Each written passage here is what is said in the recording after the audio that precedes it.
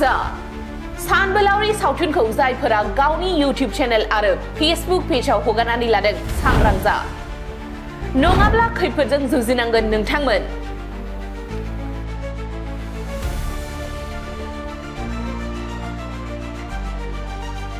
नंगौ आर'नाइ फिल्म प्रडाक्शननि बेनाराव ओंखारनाय सानबोलावरि सावथुनखौ जायफोरा इउटिउब चेनेल आरो फेसबुक पेजआव हगारदों थाबैनो बोखारदो।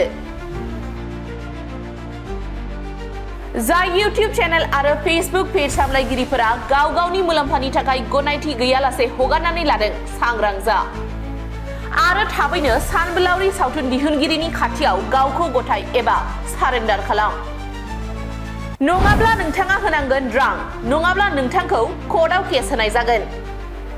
मख'नो गोनांदि सानबोलावरि सावथुनखौ हगारग्रा बिद्या अफिसियेल, बर' हारि फिल्म प्रडाक्शन, मोसा प्रडाक्शन, BS, सोरांसि बसुमतारी, रिन्दाव MB ब्लग, हारिमु, SB बर' ब्लग 12 आरो माखासे इउटिउब चेनेल, फेसबुक पेज बायदिनि सायाव केस होनो थाखाय थियारि जाबाय आर'नाइ फिल्म प्रडाक्शननिफ्राय।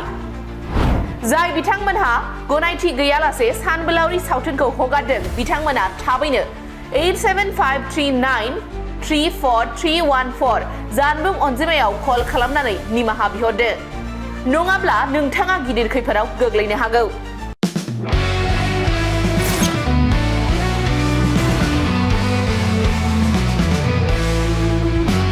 नोंथांनि जिउआव जायखिजाया खामानियावनो हेंथा नुजाथिदों नामा? गोब्राब नाजासेयावबो जिउआव जाफुंसारनायखौ मोननो हायाखै नामा? जुदि नोंथाङा बेफोर बायदि जेंनाफोरजों मोगा-मोगि जानांदोंब्ला बे खेबनिफ्राय जिंगासिनांगौ गैलिया। मुलुग दरबाराव तन्त्र मन्त्रनि थाखाय बयनिख्रुइबो मुंदांखासिन थावनियानो जादों मायां। मायांखौ साधु बिद्यानि रायजो होननानैबो मिथिनाय जायो। बे मायांनिफ्रायनो तान्त्रिकनि सोलोंथाइ लानानै फैदों मुंदांखा रबि कबिराजआ।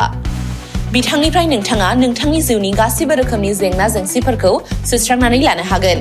बिसि फिसायनि गेजेराव जेंना, गोसो थोनाया गारनानै थाङोब्ला लाबोफिननाय, जुलिनि जेंना, साख्रि मोननो हायै, हा-हु, धोन सम्पथिनि जेंना बायदि बायदि जेंनानिफ्राय उदां जानो एबा सुस्रांनानै लानो थाखाय नोंथाङा दिनैनो दानो जगाजग खालामनो हागोन रबि कबिराजखौ।